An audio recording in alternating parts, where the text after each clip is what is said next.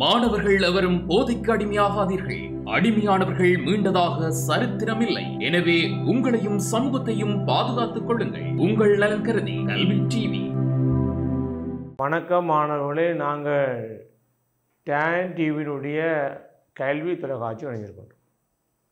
குறிப்பாக உங்களுக்கு தெரியும் மாணவர்கள், நாங்கள் தினந்தோறும் இந்த கல்வி தொலைக்காட்சி ஊடாக ஏழு மாணவர்களுக்குரிய வரலாறு பாடங்கள் தொடர்ச்சியாக மாணவருடைய வேண்டுகோளுக்கு இணங்க நாங்கள் பார்த்துன்னு வருகின்றோம். கடந்த காலத்திலிருந்து நாங்கள் ஐரோப்பிய வரலாறு தொடர்பான நிறைய பாட அலகுகளை பார்த்துனாங்க. அது பிறகு மாணவருடைய வேண்டுகோளுக்கு இணங்க ஐரோப்பிய வரலாறுடைய கடந்த கால வினாக்களோடு பயணித்து கொண்டு இருக்கின்றோம். ஆகவே ஐரோப்பிய வரலாறு என்னும் போது உங்களுக்கு தெரியும் மாணவர்களே, ஐரோப்பிய வரலாறு என்னும் போது குறிப்பாக பல பாடத்திட்டங்களை உள்ளடக்கியாகவும் நீங்கள் தரம் 10 மற்றும் 11களில் கல்வியேற்ற பாடங்களையும் உள்ளடக்கியதான் இந்த ஐரோப்பிய வரலாறு சிலபஸ் தயாரிக்கப்பட்டுள்ளது. படிக்காத புதிய விதமான பாடங்களும் இருக்கின்றது, படித்த பாடங்காலங்களும் இருக்கின்றது. ஆகவே அதுக்கு ஏற்றாப்போ தான் நீங்கள் இந்த பாட அலகுகளை நீங்கள் எதையோனும் அணுக வேண்டும். அப்போ நாங்கள் கடந்த வகுப்பு மாணவர்களே 2019 ஆண்டுக்குரிய பகுதி 1 பார்த்து முடித்தோம். நாங்கள் பிறகு 2019 பகுதி 1 ஒவ்வொரு கட்டமைப்பும் எப்படி இருக்கும், பகுதி 1 போது ஒவ்வொன்றும் ஒவ்வொரு கட்டமைப்பு இருக்குன்னு பார்த்தோம். பிறகு பகுதி 2 நாங்கள் அந்த அறிவுறுத்தலோட மேப் மார்க்கையும் பார்த்தோம். குறிப்பாக அவங்க தெரியும், எப்போதும் நாங்கள் கடந்த சொன்னது போல எப்போதும் பரீட்சைகளுக்கு வினாத்தாள்களை தருகின்ற போது நீங்கள் அதை ஒரு மேலோட்டாக வாசிக்க வேண்டும். அதுக்கு பிறகு அங்கே ஏதாவது அறிவுறுத்தல் தரப்பட்டிருக்கின்றதா அதை உன்னிப்பாக கவனிக்க வேண்டும். அந்த அறிவுறுத்தல்களையும் அது விடயங்களை நீங்கள் உள்வாங்கி கொண்டு தான் நீங்கள் வினாவுக்கு விடையளிக்க வேண்டும். அறிவுறுத்தல்களை தவறாக புரிந்து கொண்டால் அல்ல அறிவுறுத்தல்களை வாசிக்காவிட்டால் நீங்கள் பரீட்சைகளுக்கு புள்ளி எடுக்கிறது குறைவாக இருக்கும். அப்புறம் உங்களுக்கு இப்படிப்பட்ட கேள்விக்கு விடை எழுத கொண்டு நீங்கள் தெரியாமல் போயிடும். ஆகவே பாருங்கள், அறிவுறுத்தலை பாருங்கள், முதலாம் வினா கட்டாயமானது. உங்களுக்கு தெரியும், எந்த ஒரு வினா எடுத்தாலும் இலங்கை வரலாறோ ஐரோப்பிய வரலாறோ முதலாம் வினா கட்டாயமாக இருக்கும். பகுதி 2 அது மேப்பாங்கி, இலங்கை வரலாறுனா இலங்கை மேப்பாங்கி இருக்கும், ஐரோப்பிய வரலாறுனா ஐரோப்பிய மேப்பாங்கி இருக்கும். முதலாம் வினாவுக்கும் பிசி ஆகிய ஒவ்வொரு பகுதியிலிருந்து ஒரு வினா வேணும். முதலாம் வினா ஏ பகுதி, பிசி அங்கே பியிலேருந்து சியிலேருந்தும் குறைஞ்ச ஒவ்வொன்று எடுக்கணும். ஆனால் மொத்தமாக 4 எடுக்கணும். உங்களுக்கு தெரியும். அப்போ இது கட்டாயம். பியிலேருந்து 2 எடுத்து போட்டு சியிலேருந்து 1 எடுக்கலாம், அதில் சியில் 2 எடுத்து போட்டு பியில் 1 எடுக்கலாம். ஆனால் குறைஞ்சது சி அல்லது பியிலேருந்து குறைந்தது 1 எடுத்தே ஆக வேண்டும். அப்போ மொத்தமாக பாருங்கள் 4 வினா. பாருங்கள், பிசி ஆகிய ஒவ்வொரு பகுதியிலிருந்தும் ஒரு வினாவை தெரிவு செய்து மேலும் 3 வினாவுக்கு விடை எழுத வேண்டும். மேலும் 3 வினாவும் முதலாம் வினாவோட சேர்த்து கட்டாயம் சேர்த்து முதலாம் வினாவுக்கு விடையளிப்பதற்கு ஐரோப்பாவின் புற உருவப்படம் வழங்கப்பட்டுள்ளது. புறப்படம் தெரிவார்கள். பாருங்கள், பகுதியை பாருங்கள். உமக்கு வழங்கப்பட்டுள்ள புற உருவப்படத்தில் கீழே தரப்பட்ட அனைத்து இடங்களை குறித்து பேர் எடுக்கணும். பாருங்கள், சிசிலி, உரோம், அட்ரியாட்டிக் கடல், டன்ஜூப் நதி, பாரிஸ், தேம்ஸ் நதி, ஜிப்ரோட நீரிணை, ஆஸ்திரியா, நெதர்லாந்து, சென்ட் பீட்டர்ஸ்பர்க், ஹிரிமியா, கீழ்காண்பாய். சரியாக குறித்து பெயரிடப்படும் ஒவ்வொன்றுக்கும் ஒரு புள்ளி வழங்கப்படும். பாருங்கள், மேப் மார்க்கிங் பாருங்கள். பரீட்சைகளுக்கு பெரும்பாலான மாணவர்கள் மேப் மார்க்கிங்கை தெரியாதமாய் அல்லது மேப் மார்க்கிங் பற்றி பழக்கம் இல்லாமல் அல்லது பயிற்சி எடுக்காமையே பரீட்சைகளுக்கு போய் மேப் மார்க்கிங்கில் நிறைய புள்ளிகள் எடுக்கிறோம் நாங்கள் பார்த்துருக்கின்றோம். அது நீங்கள் மேப் மார்க்கிங் என்பது வகுப்பறையில் தினந்தோறும் பழக வேண்டிய ஒரு விடயம் தான் அந்த மேப் மார்க்கிங். பாருங்கள், ஐரோப்பியாவுடைய புற உருவப்படம் இதுதான். எங்களுடைய சிலபஸுக்கு உட்பட்ட புற உருவப்படம் இதுதான். புற உருவப்படம் இப்படித்தான் வடிவமைக்கப்பட்டுள்ள. பாருங்கள், இதில் பாருங்கள், இதில் பாருங்கள் மாணவர்களே, பாருங்கள் சென்ட் பீட்டர்பர்க் தேவாலயம். தெரியும், ஐரோப்பாவில் முக்கிய தேவாலயங்கள் ஒன்று தான் சென்ட் பீட்டர்பர்க் தேவாலயம். அடுத்த பாருங்கள், கீழ்கால்வாய். இதுதான் கீழ்கால்வாய். கால்வாய் எப்படி குறிக்க பாருங்கள், கால்வாய் எப்படி குறிக்க வேண்டும், கீழ்கால்வாய். அடுத்த பாருங்கள், நெதர்லாந்து என்பது தற்போதையவே நாங்கள் அது பழைய கேள்விப்பட்டிருக்கோம், ஒல்லாந்து. அது பிற பாருங்கள், தேம்ஸ் நதி இங்கிலாந்தில் லண்டன் நகருக்கு அருகாமையில் ஓடுகின்ற மிகவும் ஐரோப்பாவில் புகழ்பெற்ற நதிக்கரையோரம் தான் இந்த தேம்ஸ் நதி. அடுத்த பாருங்கள் பாரிஸ், பிரான்சினுடைய தலைநகரமான பாரிஸ் நகரத்தில்தான் பாரிஸ் பல்கலைக்கழகம் இருக்கின்றது பாரிஸ். அடுத்து பாருங்கள் ஆஸ்திரியா, முதலாம் உலக யுத்தத்துக்கான முக்கிய காரணம் ஒன்று ஆஸ்திரியா என்றால் ஆஸ்திரியாவுடைய முடிக்குறு இளவரசரான பிரான்சிஸ் பெர்டினண்டும் அவருடைய மனைவியும் பொர்சிவேனியாவுடைய நாட்டினுடைய நகரமான சரஜிவோ நகரத்தை வச்சான சுற்றுப்பயணம் மேற்கொண்ட போது சேர்பிய நாட்டு 2 இளைஞர்கள் கொலை செய்தவரைத்தான் முதலாம் உலகத்தை மெய்ப்பட நாங்கள் பார்த்தனாங்க. அதான் இது. அடுத்து பாருங்கள் டன்ஜூப் நதி தான் டன்ஜூப் நதி. அடுத்து பாருங்கள் கிரிமியா, இது கிரிமியா எனப்படுகிற இடம். அடுத்த பாருங்கள் அடுத்த ஜிப்ரோடல் நீரிணை. பாருங்கள் இப்போ நீரிணை பாருங்க இப்படி பாருங்கள், நீரிணை கால் வேலை கிட்டத்தட்ட ஒரே மாதிரி குறிக்கும். பாருங்கள் நீரிணை என்றால் இப்படி குறிக்கும், நீரிணை என்றால் இப்படி குறிக்காது, கால் வேண்டாம் பாருங்கள் இப்படி குறிக்க வேண்டும். பாருங்கள் இதுதான் ஜிப்ரோடல் நீரிணை. இது கீழ்கால்வாய், ஜிப்ரோடல் நீரிணை. அடுத்து பாருங்கள் சிசிலி. அடுத்தது ரோம். உங்களுக்கு தெரியும் கிரேக்க ரோம் தான் முக்கியமான ஐரோப்பாவுடைய ஒரு முக்கியமான ஒரு நாகரிகங்கள். கிரேக்க நாகரிகம், ரோம நாகரிகம் படித்திருப்பீங்கள். கிமு 13ஆம் 12ஆம் 14ஆம் நூற்றாண்டுகளில் ஐரோப்பாவில் மிகவும் புகழ்பெற்ற நாகரிகம் தான் இந்த கிரேக்க ரோம நாகரிகம் பற்றி படிச்சிருப்பீங்கள். அந்த நாகரிகம் தான் ரோம் நாகரிகம். அடுத்து அட்ரியாட்டிக் கடல், இத்தாலி தீபகற்பத்தில் அருகாரிகள் ஒரு கடல்லாம் அட்ரியாட்டிக் கடல். அடுத்த பாருங்கள் விளாம் பாருங்கள் ஐரோப்பாவுடைய புற உருவ படத்தோடு சம்பந்தப்பட்ட ஒரு இடங்களோடு தரப்படுகின்றது. அதான் அவைதான் ஐரோப்பாவோட புறப்படம். கடல்கள் எப்படி குறிக்கணும், கால்வாய்கள், நதிகள், நகரங்கள், நாடுகள் என்று ஒவ்வொரு இடமும் எப்படி குறிக்கணும். நீங்கள் வகுப்பறையில் தினந்தோறும் நாங்கள் பழகியிருப்போம், பழகியிருப்பீர்கள். அப்போ அதுக்கு ஏற்றாதான் குறித்து பழகணும். மேப் மேங் கிட்டத்தட்ட 12 இடம் இருக்கின்றது. 12 புள்ளி நீங்கள் சரியாக குறிக்கின்ற போது சொல்லிட்டா உங்களுக்கு புள்ளி வரப்போகுது. அங்கே குறைக்கிறதுக்கோ அல்லது மார்க்ஸ் இழப்பதற்கோ வாய்ப்பு இருக்காது. இப்போ நீங்கள் விளக்கர்கள் எழுதும் போது 6 புள்ளியான சில 5 புள்ளி போடலாம். 6 புள்ளி போகிற குறைவாக தான் இருக்கும். ஆனால் மேப் மேங் என்னும்போது நீங்கள் சரியாக பொட் பண்ணி குறிக்கின்ற போது அங்கே முழுமையாக அவ்வளவு புள்ளியும் பெறும் என்பதை நீங்கள் கவனித்துக் கொள்ள வேண்டும். மேப் மேங்கில் தேவையில்லாமல் புள்ளி இழக்காமல் தினந்தோறும் வகுப்பில் பயிற்சியோ உண்டு, வீட்டை நீங்கள் பயிற்சி கொண்டு செய்யும் போதுதான் அந்த மேப் மேங்கான புள்ளியை நீங்கள் பெற்று கொடுக்க இருக்கும் என்று நினைக்கிறேன். அடுத்த பாருங்கள் இது மேப் மேங் சம்பந்தப்பட்ட கேள்வி பார்த்தனாங்க. அடுத்த பாருங்கள் அடுத்த கேள்வி முக்கிய பாருங்கள் பின்வரும் துறை பகுதி பியில் குறைஞ்ச ஒரு வினா எடுக்கணும் மாணவர்களே. பாருங்கள் பின்வரும் துறைகளின் கீழ் பண்டைய உரோம கலாச்சாரத்தின் பிரதான பண்புகளை பரிசீலனை செய்யுங்க. பின்வரும் துறைகளின் கீழ் பண்டைய உரோம கலாச்சாரத்தின் பிரதான பண்புகளை பரிசீலனை செய்யுங்க. பாருங்கள் இலக்கியம் பற்றி படிச்சினாங்கள், கட்டடக்கலை பற்றி படிச்சினாங்கள், மதமாற்றம் பற்றி படிச்சினாங்க, கிரேக்க நாகரிகம் பற்றி படிச்சினாங்க. அப்போ இந்த 3 பண்பு தொடர்பாக பரிசீலனை செய்யணும். மொத்தம் 16 புள்ளி. அப்போ ஒன்றுக்கு எத்தனை பாருங்க, அதாவது 3 சேர்ந்து 16 புள்ளி தரப்படுகிறது. கிட்டத்தட்ட ஒன்று பாருங்கள் 16 புள்ளி 6 புள்ளி வரும் அல்லது 5.5 புள்ளி போகக்கூடிய இருக்கும். அப்போ நீங்கள் 3 விடையோடு சரியான முறையில் விளக்கி எழுதணும்.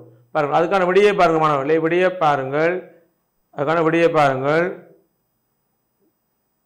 இலக்கியம் பாருங்கள் உரோமர்கள் இலக்கியத்தின் முன்னோறி இருந்தனர். குறிப்பாக உரோமர்கள் எவ்வாறு அரசியல் மற்றும் கலைப்படைப்புகள், ஆட்சி முறைகள், நிர்வாக முறைகள், அங்கே சட்ட தொகுப்புகள், நீதிமன்ற முறைகள் எல்லாம் வளர்ச்சி அடைந்ததோ அதே போல் உரோம நாகரிகமான ஐரோப்பாவில் இத்தாலி தீபகற்பத்தில் கடலாலும் மலைகளாலும் சூழப்பட்டு மிகவும் பழமையான நாகரிகமாகவும் கிரேக்க நாகரிகத்தினுடைய வீழ்ச்சிக்கு பிறகு தோற்றமேற்ற ஒரு ஐரோப்பிய நாகரிகமாகவும் இந்த உரோம நாகரிகம் வரலாற்றில் சிறப்பிக்கப்படுவதை காணக்கூடிய இருக்கின்றது. அப்போ இதுதான் பாருங்கள் உரோமர்கள் இலக்கியத்தின் முன்னேறி இருந்தார்கள். நிறைய இலக்கியங்களை அது காவியம், இலக்கியங்கள், நூல்கள் என்ற அடிப்படையில் பல இலக்கிய கர்த்தாக்கள், பல இலக்கிய எழுத்தாளர்கள் எல்லாம் வாழ்ந்த ஒரு நாகரிகம் தான் இந்த உரோம நாகரிகம். அடுத்த பாருங்கள் வேர்ஜில் ஈனிட் எனும் பெருங்காவியத்தை எழுதினார். வேர்ஜில் என்பது எழுதினார். 2 விதமான காவியம் எழுதப்பட்டது. உங்களுக்கு தெரியும் காவியம் என்னும் போது அது தொடர் கதையாக இருக்கும், மிகப்பெரிய புத்தகமாக இருக்கும். அது ஒரு வாசிக்கும் போது உங்களுக்கு ஒரு அந்த ஆர்வத்தை தூண்டக்கூடிய ஒரு விடயம் தான் இந்த காவியங்கள். பாருங்கள் ஈனிட் என்னும் பெருங்காவியத்தை எழுதினார். அடுத்து பாருங்கள் குரோஷின் பாடல்கள், வசைப்பாடல்கள். குரோஷின் பாடல்கள் என்றால் ஒரு இசையை வழங்குகிற பாடல்கள், அல்லது ஒன்றை வசைபாடி பாடுறது, அல்ல பேச்சு பாடல்கள். அந்த பாடல்கள் எல்லாம் இந்த உரோம நாகரிகத்தில் காலங்காலமாக இடம்பெற்று வந்த ஒரு முக்கியமான ஒரு ஒரு இலக்கிய வளர்ச்சியாக சுட்டி காட்டப்படுகின்றது. அடுத்து பாருங்கள் ஒவிட் கவிஞர் மெடமோ பொய்ஸ் காவியத்தை இயற்றினார். பாருங்கள் ஒவிட் கவிஞர் என்பவர் மெடமோ பொய்ஸ் போன்ற 2 எனப்படுகின்ற ஒரு காவியத்தில் இயற்றிருக்கு. அப்போ இந்த காவியங்கள்லாம் நிறைய எழுதப்படுகின்ற மாணவர்களே. அடுத்த லிவி மற்றும் ரிசிட்டஸ் வரலாற்று நூல். அப்போ காவியங்கள் எழுதப்பட்ட ஒரு பக்கம் இருந்தாலும் மிக பழமையான வரலாற்று நூல்களையும் வரலாற்று சம்பந்தப்பட்ட தகவல் உள்ளடக்கிய நூலும் எழுதப்படுகின்றது. குறிப்பாக பாருங்கள் லிவிலி மற்றும் ரிசிட்டஸ் எனப்படுகின்ற ஒரு வரலாற்று நூல் எழுதப்படுகின்றது.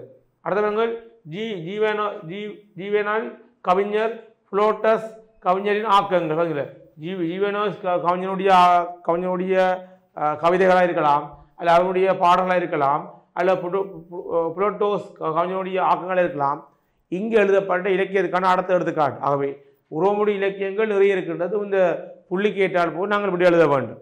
பாருங்கள் இதில் ஒரு 6 வயசு இருக்கின்றது. மீண்டும் கவனிங்கள். உரோம நாகரிகத்தினுடைய இலக்கியத்தில் காணப்பட்ட பண்பு தான் கேள்வி. முதலாக பாருங்கள் உரோமர்கள் இலக்கியத்தில் முன்னேறி இருந்தார்கள். வேதியில் ஈனிட் எனும் பெருங்காவியத்தை எழுதினார். ஈனிட் எனும் பெருங்காவியத்தை எழுதினார். குரோஷின் பாடல்கள், வசைப்பாடல்கள் எல்லாம் இங்கு எழுதப்படுகின்றது. ஒவிட் கவிஞர் மெடமோ பொய்ஸ் காவியம் எழுதினார். லிவி மற்றும் ரிசிட்டஸ் வரலாற்று நூல் எழுதப்படுகின்றது. ஜிவேனால் கவிஞர் புளோட்டோஸ் கவிஞரின் ஆக்கங்கள்லாம் இங்கே இருக்கின்றது. ஆகவே பல கவிஞர்கள் வாழ்ந்திருக்கிறார்கள், இலக்கிய கர்த்தாக்கள் வாழ்ந்திருக்கிறார்கள், எழுத்தாளர்கள், காவியங்கள் எழுதக்கூடிய காவிய இலக்கிய கர்த்தாக்கள் எல்லாம் வாழ்ந்த ஒரு நாகரிகம்தான் இந்த உரோம நாகரிகம். அவை ஐரோப்பாவுடைய சிலபஸில் நாகரிகங்கள் நீங்கள் 2ஆம் நாகரிகம் படிச்சிருப்பீங்கள். 2026ஆம் ஆண்டு 7 எழுதப்பட்ட மாணவர்கள் படித்து கொண்டிருப்பீங்கள். அது காவியங்களில் குறிப்பாக உரோம நாகரிகம் பற்றி படித்து கொண்டிருப்பீங்கள். அப்படி இருக்கின்றது. அடுத்த பாருங்கள் கட்டடக்கலை. பாருங்கள் கட்டடக்கலைகளும் கிரேக்கர்கள் உன்னதமான படைப்புகளையும் மிகவும் வளர்ச்சி அடைந்த படைப்புகளை உருவாக்க மட்டுமில்லாமல் பிற்காலத்தில் ஏற்படுத்தப்பட்ட பல கட்டடக்கலை வளர்ச்சிக்கும் பல கட்டடங்களை உருவாக்குவதற்கும் மிகவும் உந்துதலாகவும் மிகவும் ஒரு வழிகாட்டியாகவும் இந்த கிரேக்கர்கள் கட்டடக்கலைகளும் கிரேக்க அடுத்ததாக உரோமர்களும் இருக்கிறார்கள். பாருங்கள் உரோமரின் கட்டடக்கலை மிகவும் உன்னதமான வளர்ச்சி கொண்டிருந்தவுடன் பிற்பட்ட கால ஐரோப்பிய வரலாற்றிலும் இது பாரிய தாக்கத்தை ஏற்படுத்தியவர்கள். உரோமர்கள் எவ்வாறு அரசியல் ரீதியாக ஒன்றுபட்ட ஆட்சியை ஏற்படுத்தினார்களோ, அல்லது இலக்கியங்கள் அல்லது சட்டங்கள் நீதிமன்ற தொகுதிகள் எவ்வாறு சேர்ந்து விளங்கினார்களோ, அதே போல இவர்கள் கட்டடக்கலை வளர்ச்சியிலும் மிக உன்னதமான மிக முக்கியமான ஒரு விடயங்களை ஏற்படுத்தியவர்களாகவும் பாரிய தாக்கங்களை ஐரோப்பாவில் விதைத்தவர்களாகவும் இந்த உரோமர்கள் சுட்டி காட்டப்படுகின்றார்கள். அடுத்தவர்கள் கோலோசியம் விளையாட்டரங்கு. கோலோசியம் ஏற்படுகின்ற விளையாட்டரங்கில் அங்கே மல்யுத்தங்கள் அல்லது ஏனைய சிறு விளையாட்டுகளாக இருக்கலாம், 100 மீட்டர் ஓட்டம், 20 மீட்டர் ஓட்டப்படியாக இருக்கலாம், அல்லது ஈட்டிகள், தட்டறிகள், இப்படிப்பட்ட பல விளையாட்டுக்கள் இங்கே கோலோசியம் எனப்படுகின்ற விளையாட்டு அரங்கில் உரோமர்கள் நிகழ்த்தப்பட்டு திறந்தோர் அந்த நிகழ்ச்சி அரங்கேற்றப்பட்ட தன்மையை நாங்கள் காணக்கூடியதாக இருப்பதை காணலாம் பார்த்தலாங்க. அடுத்து டயக்கிளிசன் எனப்படுகின்ற ஒரு மாளிகையும் அமைச்சிருக்கின்றார்கள். மாளிகை அமைச்சு அரண்மனை அமைச்சு வாழ்ந்த மட்டுமில்லாமல் அந்த மாளிகைகள் டயக்கிளிசன் எனப்படுகின்ற மாளிகை அமைச்சு அங்கே சிறப்பான முறையில் அவர்கள் அந்த மாளிகையில் ஒரு ஆடம்பரமான ஒரு சொகுசான வாழ்க்கையை வாழ்ந்தவர்களாக இவர்கள் சுட்டி காட்டப்படுகின்றார்கள். அடுத்தவர்கள் கெரகொல்லாவின் குளியலறைகள் நடசல்கூட வசதிகள் எல்லாம் அவருடைய ஒரு பிரம்மாண்டமான ஒரு கட்டடக்கலை வளர்ச்சியை காணக்கூடியதாக இருக்கின்றது. அடுத்தவர்கள் ஒகட்டஸ் சீசர் லிபியா முதலியோரின் பாரிய அரண்மனை. ஒகட்டஸ் சீசர் வாழ்ந்த அரண்மனையாக இருக்கலாம், லிபியா முதலாளரின் அரண்மனையாக இருக்கலாம். அங்கே பாரிய அரண்மனைகள் ஏற்படுத்தப்படுவதற்கு ஒரு உன்னதமான ஒரு வளர்ச்சியை காட்டினவுடன் தான் இந்த ஒகட்டஸ் சீசனுடைய லிபியா முதலியோரின் பாரிய அரண்மனைகள் அங்கே இருந்திருக்கின்றது. அடுத்த வாருங்கள் மாணவர்களே, உரோமர்களின் கட்டடங்கள் நீண்ட வரவேற்பை பெற்ற வேண்டும் இல்லாமல் உரோமர் கட்டடங்கள் நீண்ட வரவேற்பறை, தெய்வ வழிபாட்டுக்கான அறைகள், சுவாமி அறைகள் அப்படி இருந்திருக்கின்றது. அதோட குளியலறை, கண்ணாடி ஜன்னல்கள், என்பவற்றை அமைத்து ஒரு பாரிய ஒரு கட்டக்கலையை நமக்கு தந்தவர்களால் இந்த உருவமைகள். மீண்டும் கவனிங்கள், உருவமைகளின் கட்டடங்கள் நீண்ட வரவேற்பறை ஒன்று இருந்திருக்கின்றது. அடுத்து தெய்வ வழிபாட்டுக்கான அறை இருந்திருக்கின்றது. அடுத்து குடியறை இருந்திருக்கின்றது. கண்ணாடி ஜன்னல்கள் இருந்திருக்கின்றது. இப்படி பலதரப்பட்ட அறைகள், பலதரப்பட்ட ஒரு கட்டக்கலை வளர்ச்சியை வெளிப்படுத்துவதெல்லாம் இந்த உருவங்கள் இருந்திருக்கிறார்கள். அடுத்த வாருங்கள், பொது கட்டடங்கள், குறிப்பாக பாலங்கள், குளங்கள், மற்றது பாலங்கள் குளங்களோட மற்றது பூங்காக்கள் என்று நிறைய விதமான கட்டடங்களை ஏற்படுத்தியவர்களால் இந்த உருவமர்கள். அப்போ பொது கட்டடமான வீதி போடப்பட்டிருக்கின்றது, பாலம் போடப்பட்டிருக்கின்றது, குளம் அமைத்திருக்கின்றார்கள், தடாகம் அமைத்திருக்கின்றார்கள், பூங்காக்கள், பொழுதுபோக்கான அரங்குகள் அமைச்சு ஒரு சிறந்த முறையில் ஒரு வளர்ச்சி பெற்ற ஒரு நாகரிகம் தான் இந்த உரோம நாகரிகமானது ஐரோப்பிய வரலாற்றால் இன்று வரை சுட்டி காட்டப்படுகின்றது. அடுத்து பாருங்கள், பொது கட்டடங்களோட கழிப்பறை குளியறைகள், அடுத்து ஏனைய பிற வழிபாட்டு இடங்கள் எல்லாம் அவருடைய கட்டடக்கலை வளர்ச்சியை மிக உன்னதமாக காட்டி செல்வதை காணக்கூடிய இருக்கின்றது. உரோமன் கட்டடக்கலையானது இவ்வாறான ஒரு தன்மையில் வளர்ச்சி அடைந்து நாங்கள் காணக்கூடிய இருக்கின்றது.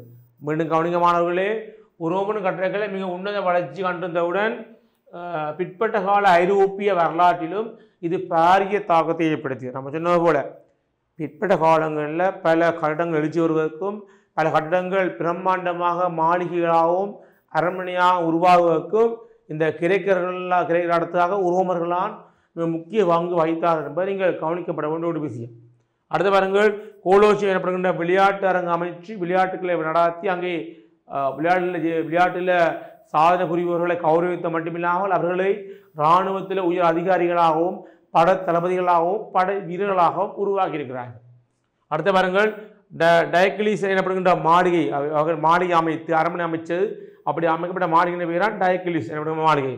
அடுத்து கெரகெல்லாவின் குளியல் அறைகள், மனது கூட வசதிகள் எல்லாம் அது கட்டக்கடனுடைய அடுத்த கட்ட வளர்ச்சி நமக்கு பிரதிபலித்து நிற்கின்றது. அடுத்து ஒகட்ட சீசர், லிபியா முதலியோரின் பாரிய அரண்மனை அங்கே இருந்திருக்கின்றது.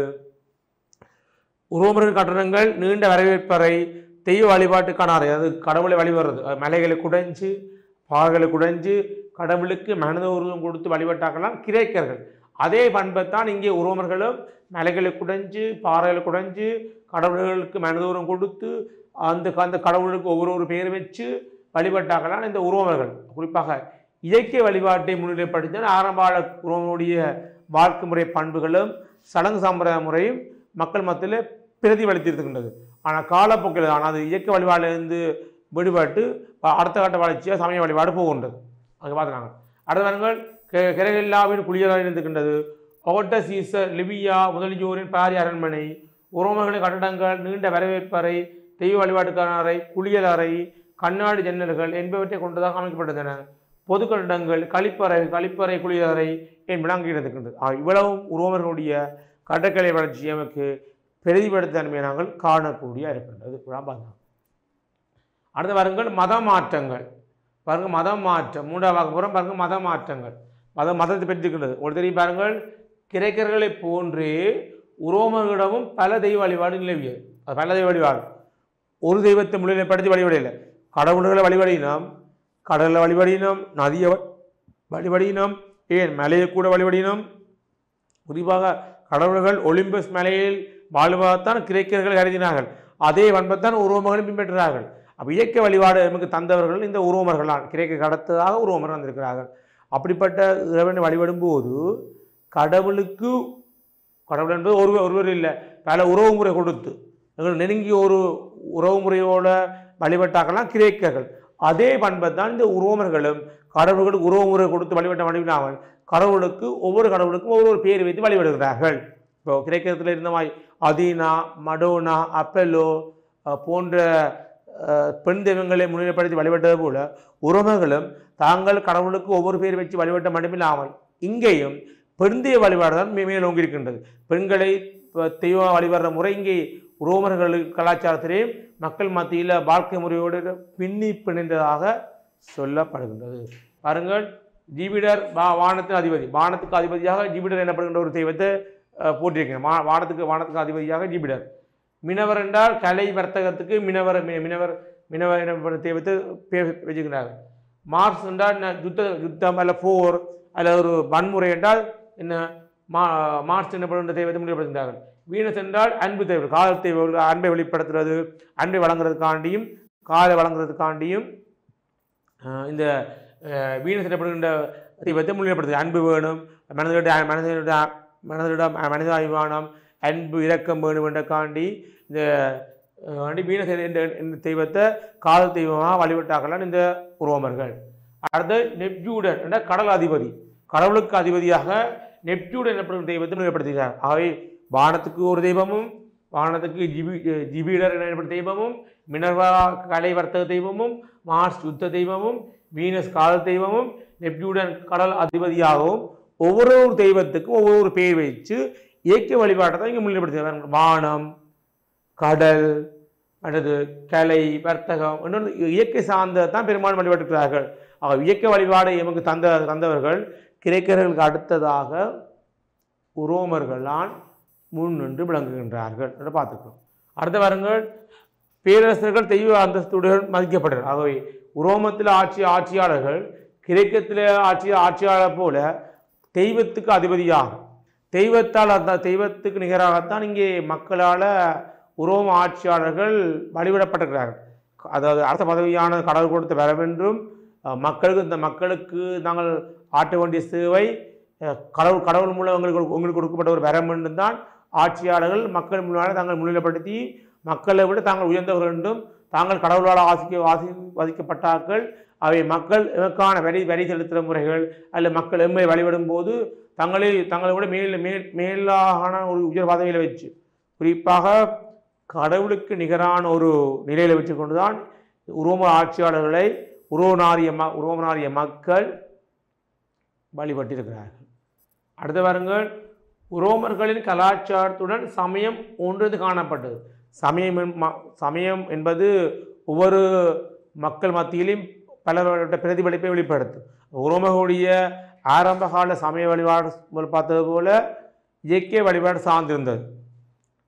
அந்த இயற்கை வழிபாடு சார்ந்திருக்கும் போது கடவுளுக்கு மனதூர்வம் கொடுத்து வழிபட்ட மட்டுமில்லாமல் ஒவ்வொரு கடவுளாக வழிபட்டுக்கிற கடவுள்களை கடவுளுக்கு இயற்கையில் தாங்கள் வழிபடுற ஒவ்வொரு விடயங்களுக்கும் ஒவ்வொரு பேர் வச்சு பெண் தெய்வ வழிபாடத்தான் இங்கே மேலோங்கி இருந்திருக்கின்றது. அடுத்த வாருங்கள் கிறிஸ்தவ சமயம் அறிமுகமான பின் உரோமரின் அரசு சமயமாக கிறிஸ்தவ சமயம் ஏற்றுக்கொள்ளப்பட்டது. அப்போ கிறிஸ்தவ சமயம் அறிமுகமான பின் உரோமர்கள் கிறிஸ்தவர் இயேசுவினுடைய பிறப்பை, அவருடைய போதனைகள், அவருடைய நற்சிந்தனைகள், அவருடைய பொன்மொழிகளை தான் மேலோங்கி வழிபட்டார். அது பிறகு இயற்கை வழிபாடு படிப்படியாக குறைவடைந்து பிறகு வீழ்ச்சி அடைந்த சொல்லப்படுகின்றது. அவை ஆரம்பத்தில் கிரேக்க நாடுகளில் எப்படி இயற்கை வழிபாடு மேலோங்கி இருந்ததோ அதே போல தான் உரோம நாடு இயற்கை வழிபாடு மேலோங்கி இருந்தது. ஆனால் பிறகு இயேசுவினுடைய பிறப்பால் அங்கே இயற்கை வழிபாடு செல்வாக்கு குறைவடைந்து இயேசுவினுடைய போதனைகளை முன்னிலைப்படுத்தி கிறிஸ்தவ சமயம் தோற்றம் பெற்றதால் மக்கள் மத்தியில் கிறிஸ்தவ சமயம் சம்பந்தப்பட்ட மரக்கேள்வி நிலையங்கள், பாதிரிமார்கள், போப்பாண்டவர்கள் போன்றவர்கள் பிற்கால தோற்றம் பெறுவதற்கு ஒரு வித்திட்ட ஒரு இடம்தான் இந்த உரோம நாகரிகம் என்று சொல்லப்படுகின்றது. அடுத்த பாருங்கள் கான்ஸ்டான்டைன் கிறிஸ்தவ சமயத்தை ஏற்ற முதல் அரசர். அப்போ கிறிஸ்தவ சமயமானது ஆரம்பத்தில் வரும்போது எந்த ஒரு மக்களாலேயும் எந்த ஒரு ஆட்சியாலும் ஏற்றுக்கொள்ளப்படவில்லை.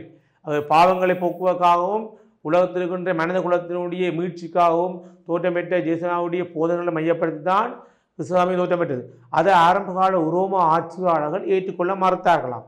அதுக்கப்புறம் காலம் போக ஆட்சியாளர் மட்டுமில்லாமல் அந்த நாட்டு மக்களாலேயும் அங்கே இருக்கின்ற பல்வேறுபட்ட இனக்குழுக்களாலேயும் ஏற்றுக்கொள்ளப்பட்டு காலப்போக்கில் கிறிஸ்தவ சமயம்தான் ஐரோப்பாவுடைய ஒரு பூர்வீக மதமாகவும் மாற்றம் அடைவதற்கு இந்த உரோம நாடு தோற்றம் பெற்ற கிறிஸ்தவ சமயத்துடைய செல்வாக்குத்தான் காரணம் என்று சுட்டி காட்டப்படுகின்றது. ஆகவேங்கள் கிறிஸ்தவ சமயத்தை முதன்முறை ஏற்ற ஆட்சியாளர் வாருங்கள் கான்ஸ்டான்டைன் என்பவரால் ஏற்றிக்கொண்டிருக்கின்றார். அதனால் அடுத்த வாருங்கள் தியோடோசியஸ் உரோமர்கள் பின்பற்ற வேண்டிய ஒரே ஒரு சமயமாக இந்த சமயத்தை பிரகடனப்படுத்திய கான்ஸ்டான்டைன் இருக்கிறார். அவர் தான் முதலாக கிறிஸ்தவ சமயத்தை ஏற்றிக்கொண்டிருக்கிறார். ஆனால் அதுக்கு பிறகு பாருங்கள் பாருங்கள் குறிப்பாக தியோடோசியஸ் என்பவர் பாருங்கள் உரோமர் பின்பற்ற வேண்டிய ஒரே ஒரு சமயமாக கிறிஸ்தவ சமயம் தான் விளங்க வேண்டும் என்று முதலாக ஏற்றிக்கொண்ட ஆட்சியாளர் தியோடோசியஸ் அவரை முழுமையாக ஏற்றிக்கொண்டிருக்கிறார். அதுக்கு முதல் ஏற்றிக்கொள்ளப்படவில்லை என்பது இங்கே கவனிக்கப்பட வேண்டிய ஒரு முக்கியமான விடயம்.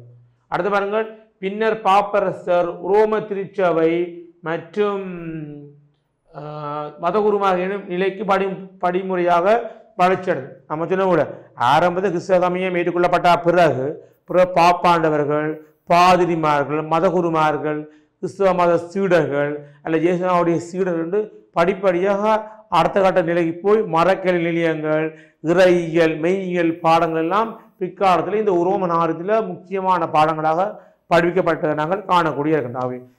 ஆகவே கிறிஸ்தவ சமயத்தினுடைய உறைவிடமாகவும் அதனுடைய வளர்ச்சிக்குமான ஒரு இடம்தான் இந்த ரோம நாகரிகம் விளங்கி என்பதை நீங்கள் கவனித்துக் கொள்ளப்பட வேண்டிய ஒரு விடயமானவர்களே. அடுத்த பாருங்கள், விழாம் பார்த்துக்கிறோம். பாருங்கள் மாணவர்களே, நாங்கள் இந்த ரோம நாகரிகத்தில் 3 விடயம் பார்த்துருக்கிறோம் மாணவர்களே. குறிப்பாக ரோம நாகரிகத்தினுடைய கவனிங்கள், ரோம நாகரிகத்தினுடைய இலக்கியத்தினுடைய வளர்ச்சியை பற்றி பார்த்துருக்கின்றோம், அதனுடைய கட்டடக்கலையுடைய வளர்ச்சியை பற்றி பார்த்துருக்கின்றோம். அடுத்தது மத மாற்றங்கள் தொடர்பாகவும் நாங்கள் பார்த்துக்கணும். ஆகவே ரோம நாகரிகம் என்பது நீங்கள் கட்டாயம் படித்து வச்சுக்க வேண்டிய விடயம். ஐரோப்பிய நாகரிகங்கள் 2 நாகரிகம் நீங்கள் கட்டாயம் படித்து வச்சுக்கணும். ஒன்று ரோம நாகரிகம், மற்றும் அதுக்கு முற்பட்ட கிரேக்க நாகரிகம் கட்டாயம் படித்து வச்சுக்கணும். 2ல் ஒன்று மாறி மாறி படிச்சு கேட்கின்றார். கிறிஸ்தவ நாகரிகம், அராபிய நாகரிகம் எல்லாம் அது கேட்குற வீதம் குறைவாக இருக்கின்றது. ஆனால் கிரேக்க நாகரிகமும் ரோம நாகரிகம் நீங்கள் கட்டாயம் படித்து வச்சுக்க வேண்டிய ஒரு முக்கியமான விடயம். ரோமன் வந்துட்டு அடுத்த பாருங்க, அடுத்த நாங்கள் 2ஆவது கேள்வி பார்த்து முடிச்சிட்டோம். இனி பாருங்க 3ஆவது கேள்வி பாருங்கள். புரட்டஸ்தாந்து மத சீர்திருத்தம் பல வகை காரணிகளால் தோற்றம் பெற்றது. அவற்றுள் சில அக்கால சமய, அரசியல், பொருளாதார நிலைமைகளோடு நெருங்கிய வகையில் தொடர்பு கொண்டவை. பாருங்கள், முதலாவது பாருங்கள், புரட்டஸ்தாந்து மத சீர்திருத்தம் ஆரம்பமான நாட்டின் பெயரை குறிப்பிடுக. நாட்டின் பெயர். புரட்டஸ்தாந்து மத சீர்திருத்த இயக்கம் எந்த மத நிறுவனத்துக்கு தலைவருக்கு எதிராக எழுச்சி பெற்றது?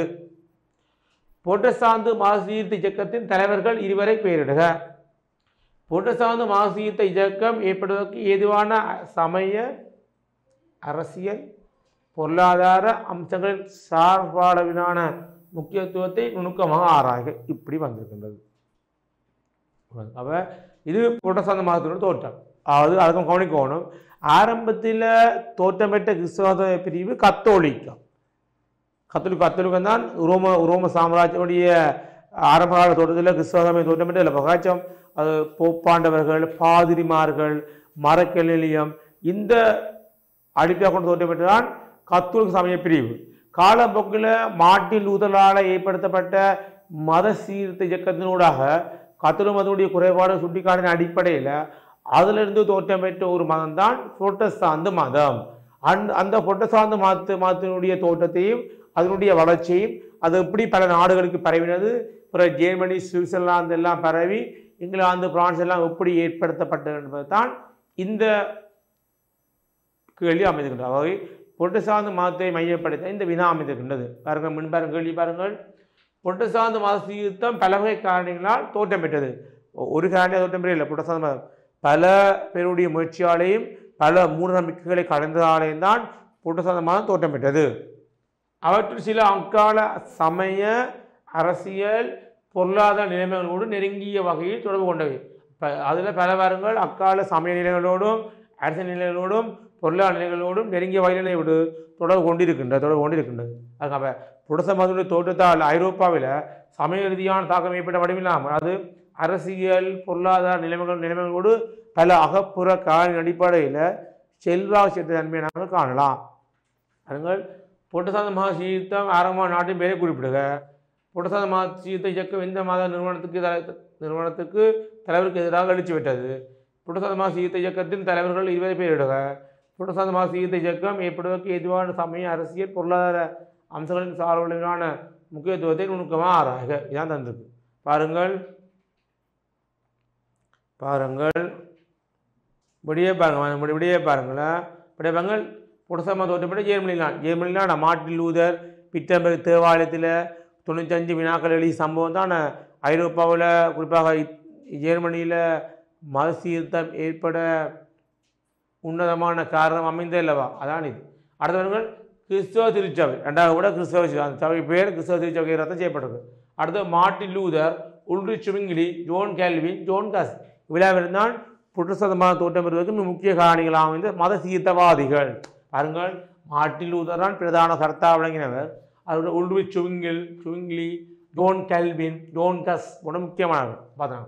அடுத்து பாருங்கள் சமயம். பாருங்கள் சமயத்திலே தாக்கம் செலுத்தியிருக்கின்றது, அரசியலில் தாக்கம் செலுத்திருக்கின்றது, பொருளாதாரத்தில் தாக்கம் செலுத்திருக்கிறது. முதலாக நாங்கள் சமயத்தில் என்ன விதமான மாற்றங்களை புரட்டஸ்தாந்து மதம் கொண்டு வந்தேன்னு இப்போ பார்க்க போகின்றோம். பாருங்கள், கத்தோலிக்க சமயத்தில் நிலவிய ஊழல் மற்றும் சீர்கேடுகள். பாருங்கள், சமயம் நிலவிய ஊழல் மற்றும் சீர்கேடுகள், பாப்பரசுகள் பலர் நியமிக்கப்பட்டவை, இவர்கள் ஆடம்பர வாழ்க்கை நடாத்தியவை, கத்தோலிக்க சமயத்தை மறுசீரமைக்க வேண்டும் என கோரிக்கை விடுக்கப்பட்டாலும் அவற்றை நிராகரித்தவை. பார்த்தீங்களா? அப்போ பாருங்கள், ஆரம்பத்தில் இருந்த கத்தோலிக்க மத பிரிவானது பல ஊழல்கள் நிறைந்திருக்கின்றது. மக்கள்கிட்ட நிலப்புலங்களை வேண்டிக்கணும், வரி வேண்டிக்கணும். குறிப்பாக மக்கள்கிட்ட பாவமணி பத்திரத்தை கொடுத்து போட்டு பாவப்பரசுகளில் போப்பாண்டர்கள் மற்றும் மதகுருமார்கள் எல்லாம் மக்கள் நிலப்புலங்களை படைச்சிருக்கணும், மக்களுடைய நிறைய வரி வேண்டிக்கணும், மக்களுடைய சொத்துக்களை சூறையாடிருக்கணும். அவை பாருங்கள், ஊழல்கள் மற்றும் சீர்கேடுகள் மற்றும் பாப்பரசுகள் பல நியமிக்கப்பட்டமை, அதோட இவர்களுடைய பாப்பருடைய ஆடம்பர வாழ்க்கை, சொகுசான வாழ்க்கை மற்றும் கத்தோலிக்க சமயத்தை மறுசீரமைக்க வேண்டிய தேவை ஏற்பட்டமை போன்ற காரணிகள் ஆரம்பத்தில் கத்தோலிக்க மதம் ஏற்றுக்கொள்ள மறுத்தாலும் பிறகு மார்ட்டின் லூதருடைய செயற்பாடு காரணமாக கத்தோலிக்க மதத்தினுடைய குறைபாடுகள் சுட்டிக்காட்டும் அடிப்படையில் தான் காலப்போக்கில் புரட்டஸ்தாந்து மதம் உருவாக்கப்பட்டது. அடுத்த கவனிங்கள், மறுமலர்ச்சியின் விளைவாக மதகுருமார்கள் அல்லாத சாதாரண பிரஜைகளும் பைபிளை வாசிக்கும் வாய்ப்பு கிடைத்தது. மறுமலர்ச்சி முதல் ஐரோப்பாவில் 1453ஆம் ஆண்டு மாணவர்களை மறுமலர்ச்சி செய்யப்பட்டது. மறுமலர்ச்சி முதல் பைபிள் எனப்படுகின்ற கிறிஸ்தவ புனித நூலை சாதாரண மக்கள் படிப்பது மிகவும் கடினம், படிக்க முடியாது. ஆனால் மறுமலர்ச்சி பிறகு கல்வித்துறையில் ஏற்பட்ட மறுமலர்ச்சி காரணமாக பல்கலைக்கழகங்கள் கல்வி நியமன தோற்றத்தின் அடிப்படையில் சாதாரண மக்கள் பைபிளை படித்தார்கள். அவை பைபிளை படித்த மூலம் மக்களுக்கு இருந்த மூட நம்பிக்கை களையப்பட்டது. அதோட கத்தோலிக்க மதம் இருக்கின்ற பாதிரிமார்கள் அல்லது போப்பாண்டருடைய இந்த ஊழல் நிறைந்த ஆட்சியையும் அங்கே இருக்கின்ற நிர்வாக சீர்கேடுகளையும் மக்களுக்கு தெரிய வர காலப்போக்கில் மக்கள் மார்ட்டின் லூதருடைய அவரால் உருவாக்கப்பட்ட புரட்டஸ்தாந்து மதத்தை பின்பற்ற வேண்டிய நிலை ஏற்பட்டது. பாருங்கள், மறுமலர்ச்சியின் விளைவாக குருக்கள் குறிப்பாக மதகுருக்கள் அல்லாத சாதாரண பிரஜைகளும் பைபிளை வாசிக்கும் வாய்ப்பு கிடைத்தமை பாப்பரசு மற்றும் மதகுருமார்களின் வாழ்க்கை முறை சமயத்துக்கு முரணானது என்பதை புரிந்து கொண்டேன். அதுங்களா? அப்போ பாப்பரசர் வாழ்கிற வாழ்க்கை முறை இருக்கலாம், ஊழல் நிர்வாகம், சீரோட நிர்வாகம், இதெல்லாம் சமயத்துக்கு புறம்பானது. இப்படிப்பட்ட வாழ்க்கை முறையை சமயம் போதிக்கல் என்பதை காலப்போக்கில் சமய சீர்திருத்தவாதிகள் மக்களுக்கு தெளிவுபடுத்தும் அடிப்படையிலான சமயத்தில் மாற்றியப்பட்டு கத்தோலிக்க மதத்தினுடைய செல்வாக்கு குறைவடைந்து புரட்டஸ்தாந்து மதம் தோற்றம் பெற்றுக்கின்றது. அவ்வளோ சமயம். பாருங்கள், சமயம் பார்த்துக்கோம். அடுத்த வாரங்கள் அரசியலில் இன்னும் மாற்றம் பார்க்க போகிறோம். சமயத்தில் புரட்டஸ்தாந்து மதம் ஏற்படுத்திய மாற்றமாகி நாங்கள் இப்போ அரசியல் ரீதியாக புரட்டஸ்தாந்து மதம் என்ன விதமான மாற்றத்தை ஏற்படுத்த நாங்கள் பார்க்க போகின்றோம். பாருங்கள், அரசியலை பார்க்க பாருங்கள். ஐரோப்பாவில் தேசிய அரசுகள் எழுச்சி பெற்றமை. தேசிய அரசு எழுச்சி பெற்ற அதாவது சமயத்தில் மாற்றம் ஏற்படுத்த அடிப்படையில் ஐரோப்பாவில் தனக்கென உருத்தான மதம், மொழி, இனம், வரையறுக்கப்பட்ட எல்லை என்ற அடிப்படையில் தேசிய அரசுகள் தோற்றம் பெறுவதற்கும் இந்த சமயம் தான் காரணம். எந்த ஒரு நாட்டுக்கும் தனித்துவமான மதம் இருக்கும், தனித்துவமான இனம் இருக்கும், தனித்துவமான வரையறை இருக்கும், நிலப்பரப்பு இருக்கும். அதோட இப்படிப்பட்ட ஒரு விடயம்தான் இந்த ஐரோப்பாவில் தேசிய அரசுகள் எழுச்சி பெற்றவை. அடுத்தது, இவ்வரசுகளின் ஆட்சியாளர்களின் கத்தோலிக்க சமய குழுக்கள் அரசியலில் தலையிடுவதை எதிர்த்தமை. இவ்வரசர்களின் ஆட்சியாளர்களின் கத்தோலிக்க சமய குழுக்கள் அரசியலில் தலையிடுவதை எதிர்த்தவை. அவை தேசிய அரசுகளுடைய எழுச்சியால் அங்கே இருக்கிற ஆட்சியாளர்கள் தங்களுடைய ஆட்சி தொடர்பான விடயங்களில் அல்ல நிர்வாக விடயங்களில் கத்தோலிக்க பாதிரிமார்கள் செல்வாக்கு செலுத்துவதையும் ஆட்சியாளர்களை கத்தோலிக்க பாதிரிமார்கள் தெரிவு செய்வதையும் அவர் ஏற்றுக்கொள்ளவில்லை. அதாலேயும் அங்கே அரசியலிலே புரட்டஸ்தாந்து செல்வாக்கு பெற்றுக்கின்றது. அடுத்த வருடங்கள் ஜெர்மனியில் பரிசுத்த உரோம பேரரசுக்கும் பிராந்திய அரசுக்கும் இடையிலான நிலவிய அரசியல் மோதல்கள். ஜெர்மனியில் பரிசுத்த உரோம பேரரசு என்றால் கத்தோலிக்க மதத்தோடு இருக்கின்ற உரோம பேரரசர்களுக்கும் பிராந்திய ஆட்சியாளர்கள் அல்லது சிற்றரசுகளுடைய ஏற்பட்ட மூவல் காரணமாகத்தான் காலப்போக்கில் கத்தோலிக்க மதத்தினுடைய செல்வாக்கு குறைவடைந்து அங்கே புரொட்டஸ்டன்ட் மதம் உள்வாங்க காரணமாகின்றது. இவ்வாறு தான் அரசியலில் பல்வேறு விதமான தாக்கத்தை ஏற்படுத்திய ஒரு மதம் தான் இந்த புரொட்டஸ்டன்ட் மதம். ஆகவே நாங்கள் இன்று ரோம நாகத்தினுடைய இலக்கியங்கள் கட்டடக்கலைகள் மத மாற்றம் பார்த்தது போல புரொட்டஸ்டன்ட் மதத்தினுடைய உருவாக்கங்க ஆரம்பித்தது, யார் உருவாக்கினது, சமயம் யார் ஏற்படுத்துன்னு பார்த்தாங்க. அதோட புரொட்டஸ்டன்ட் மதம் சமயத்தில் ஐரோப்பாவில் எவ்வாறு தாக்கம் செலுத்தியது, அரசியலில் எவ்வாறு தாக்கம் செலுத்தி பார்த்தாங்க. அவை தொடர்ச்சியாக நாங்கள் கடந்த கால வினா கூட பயணிக்கிற மாணவர்களே, இந்த தொடர்ச்சியாக டேண்டினுடைய கல்வி தொலைக்காட்சி இணைந்திருப்பதன் ஊடாகத்தான் கடந்த கால வினாக்களை நீங்கள் தொடர்ச்சியாக பார்ப்பதன் ஊடாகத்தான் உங்களுக்கு பரீட்சைகளுக்கு சிறந்த முறையில் புள்ளிகளை பெறக்கூடிய இருக்கும் என்பதை கவனித்துக் கொள்ள வேண்டும். தொடர்ச்சியாக மாணவர்களே, நாங்கள் அடுத்த வகுப்பில் இந்த வகுப்புடைய தொடர்ச்சியாக வகுப்பு பார்க்குற மாணவர்களே. நன்றி, வணக்கம் மாணவர்களே. கல்வி டிவியில் புத்தம்புது நிகழ்ச்சிகளை உடனுக்குடன் பார்த்து மகிழ எமது ஃபேஸ்புக் மற்றும் யூடியூப் பக்கத்தை லைக் செய்யுங்கள்.